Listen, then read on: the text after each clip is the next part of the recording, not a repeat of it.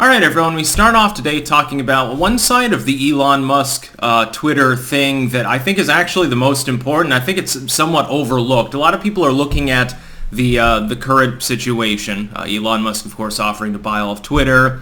You've got various shareholders saying they hate the idea. You've got others who are happy about it. Of course, if I hold $1 million in Twitter stock, and I think the stock all of a sudden is going to rise by 30%, and there will be competent leadership at Twitter, which has been over time sliding backwards in terms of its dominance, I'm probably happy. Unless I happen to be a censorious Saudi prince or a Chinese business magnate, then I'm very worried because the site will then, it'll actually have, if not, free speech, it'll have less censorship than it currently does. But I think that this saga reveals one thing that goes beyond Twitter, certainly beyond Musk and so forth, in importance, which is that Elon Musk has exposed the hypocrisy of the it's a private company, they can do whatever they want crowd, with literally at this point dozens just in the legacy media of hit pieces regarding the concept of content moderation, censorship at large, what should or should not be available to the public, all in the name of defending democracy. So the idea is to defend against authoritarianism, you need more authoritarianism. Corporations have to do it so that other governments won't do it. Other governments not legally entitled to do jack shit to your citizenry are somehow a greater threat than corporations co-opted by, partnered with, subsidized by the government using taxpayer funds, funded services and figures on their platforms. They should be the gatekeepers of all knowledge. It's very funny. I also like poor Elon Musk. He's getting called authoritarian. They're like, no, he's not actually pro-free speech. He'll still have moderation. It'll just be according to his terms. Well, that sounds an awful lot like Jeff Bezos, Bill Gates, all of the other, Tim Cook, all of the other tech magnates. They do the same thing. Jack Dorsey he rage quit. I think he got out while the getting was good, and I don't think that the timing is coincidental as far as Dorsey leaving Twitter and then a few months later Elon Musk buying in. And of course his initial buy-in was a ruse. He got a discount for 10% roughly of Twitter stock, got his way in there, exposed the hypocrisy of Twitter at large, caused a huge public stir, and then when the focus was all on him and on Twitter, then he makes his actual offer. I save billions of dollars if he pulls it off. I would note one last bit of hypocrisy here before I get into the meat and bones of this video. All of the Robert Reichs and so forth of the world, the censorious liberals and leftoids that in some cases I think actually believe their verbal diarrhea with regards to disinformation, for Russian propaganda and stuff, and then the need for more moderation. Not one of these people would have dick to say if Twitter was going to be taken over by someone other than Elon Musk. Any other billionaire oligarch, perfectly fine, and I'll talk about their statements regarding billionaire oligarchs as well. Now, before I continue, keep in mind down below, if you're watching this video on YouTube, there will be a pinned comment with links to other video hosting sites that I use. Keep in mind I make exclusive material every day on those platforms that does not go on YouTube. If I look a little bit disheveled, no, not necessarily tired and got alright sleep for insomniac standards, but if I look a little bit unwashed, I don't think I've showered in 3 days. Of course, just had a baby daughter, not even a week ago, so yeah. I'll have to find time today to do a quick shower and shave, although I think I can probably go without the shaving for a couple more days. It's all good. You gotta keep this characteristic goatee and mustache looking fine. In other words, looking piratical and demented.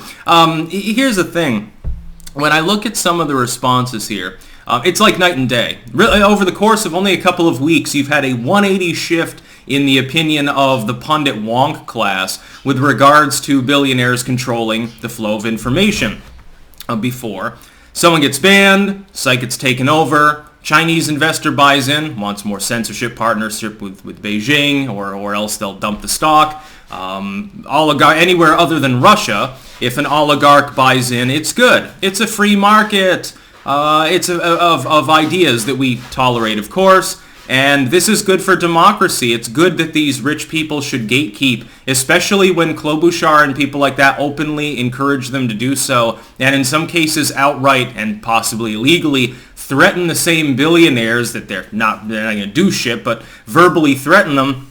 if they don't do what they want. Klobuchar has openly threatened Facebook multiple times now. I'm no Zuckerberg fan. I think that he's a complete sellout and turd, and I strongly suspect that the Institute designed him in a lab and that he's a failed Generation 2.5 synth model from the Fallout canonical universe at this point. But to see the government leaning on big tech, you need to do more about disinfo. You need to do more about criminal activity, as though they're not already monitoring literally everything. More and more censorship by a very, very small number of billionaires who have bought up most of the legacy media, the tech magnate side of things like Bezos. Tech magnate Amazon, of course, although he's partially distanced himself, I think, from the day-to-day operations side of things, which I don't know why. I prefer Bezos over the people that run it now, honestly. All things considered, he seems like an all-right dude, actually. Even if he does wear more expensive Hawaiian shirts than I do. Hey, Jeff, can I get one of the shirts that you wear? You know, because I've made millions of dollars for Amazon at this point in publishing on-demand sales. Can I just get one of your nice silky shirts? They do look awfully comfy. And these people like to party up. Jack Dorsey, he looks like he's going to wander off into Mongolia and develop a religion, a religious cult or something. These people, big tech also owns big media. Bezos is the best example. He also owns the WAPO. He bought that a long time ago. And you see them delving into this more and more. Now, while there have been occasional rumblings of the liberal and leftoid crowd being disgruntled at this, what has been their one bitch with regards to the oligarch class, which is what basically you can call them, so to speak, although it's really more fascistic than just a tech oligarchy at this point. It's really more corporations and government working together to screw the rest of us and destroy democracy. That's why I think Elon Musk should take over Twitter. It'd be better for the site in every way. Their bitch about it is not the censorship. They openly encourage it. It's not the dysfunction of algorithms. Like when YouTube forces me, and I still beat out CNN Plus as an entire network by an order of magnitude, but I'm forced to do that while fighting with both hands and one foot tied behind my back. Algorithms that favor carefully cherry-picked content, very sanitized bullshit, swill, mainstream crap that still loses to independent creators, again, despite that algorithm. And that's censoring more people, kicking them off. What's their answer? Well, it's a private company. It can do what it wants. The one thing they complain about, profit margins. Well, Amazon made it. Bernie Sanders. Amazon made all of this money over the course of this year. Amazon is obscenely wealthy. Jeff Bezos needs to pay more money.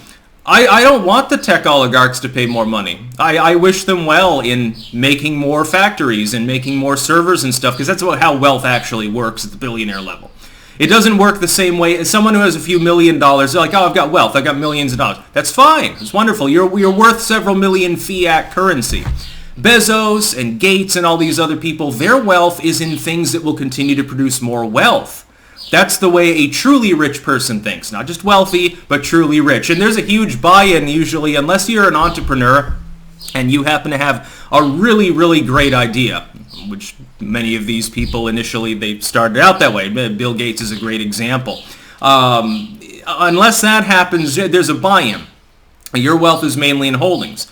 Elon Musk is lucky to have enough cash on hand to even option the concept of buying Twitter. Again, he looks at it as an investment that'll make him money down the road.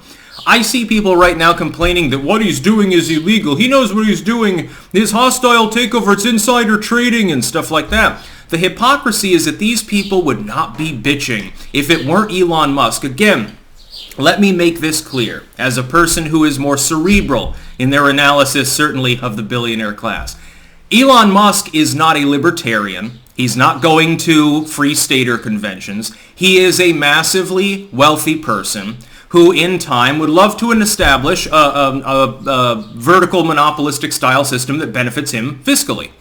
But these people are only complaining about the social side. The fiscal side, they're not even mentioning. Well, I mean, in a roundabout way, in a hypocritical 180 way. Oh, another billionaire owning a big tech. That's a big problem. It's already owned by a billionaire. What the fuck's the problem if the billionaire happens to have an extra zero on that total in their net worth? That's what they're worried about, is that Elon Musk has cracked the code. Elon Musk realizes something none of these other morons realize. If you can be the brown milk If you can be the black sheep of the family, you get more attention, and all of those disaffected people who they want to use big tech, they want to be able to shitpost against liberals and stuff. There will only be one mainline site on which they can do it. There are alternatives. There's new tech. I'm big on new tech. I'm one of the largest users on half a dozen fucking different sites. Ultimately, though, their role is absorbing the disaffected. Elon Musk is saying, well, it shouldn't be disaffected in the first place. We're going to have some sort of system by which many of these people can get back aboard. This is not even principled free speech absolutism. This is just common sense. If you're the only mainline tech site that is going to welcome Stefan Molyneux or Nick Fuentes or something, unless they're making a credible threat of violence, they're posting something illicit, they're engaged in terrorist activity, if they're not breaking the law, and you say, look, if you're offended by what they have to say, you're free to block them, you're free to mute them, you're free to ignore their content entirely. That's basically the ethos of the internet of yesteryear. You can ignore it if you don't like it. If you're the only site that's doing that, you gain possibly tens, hundreds of millions of new users. You become ultimately dominant. Elon Musk knows this. He knows Twitter has fallen so low, he could probably magnify his wealth, his entire net worth, by several times just by improving the way that Twitter works. And of course, he's got the investment potential to add more bells and whistles to the site to make it more functional, something that Twitter has very reluctant to do. For years and years now, they have ignored the advice of their own user base. YouTube has a better track record putting out their polls that, some staffer may or may not front to the manager, who may or may not front it to the regional head, who may or may not front it to the CEO and the group that he's appointed to analyze the data. Even they've done a much better job than Twitter as far as listening to their user base and occasionally making the right decision. Twitter has made not one right decision in the last half decade. Dorsey realizes this. He makes this brainchild billions of dollars of wealth, and he abandons it. And for a Gen Xer who initially was more on the libertarian side, of course, that comes hard. So he's exposed the hypocrisy of these people. It's a complete 180. It's night and day. Well, should these sites, should these billionaires really be gatekeepers of knowledge? We have to defend democracy. Now, I would like to point out one last thing, of course, before I end the video. If your idea of defending democracy is limiting, via billionaire or by government, what people can see, what people can read, what people can say, how they can express themselves, that is not a democracy. If your goal is a properly functioned democratic system, whether it's direct, which is a form of tyranny, or whether it's a representative system as civilized countries now have in the world today, you have to have a public that is informed.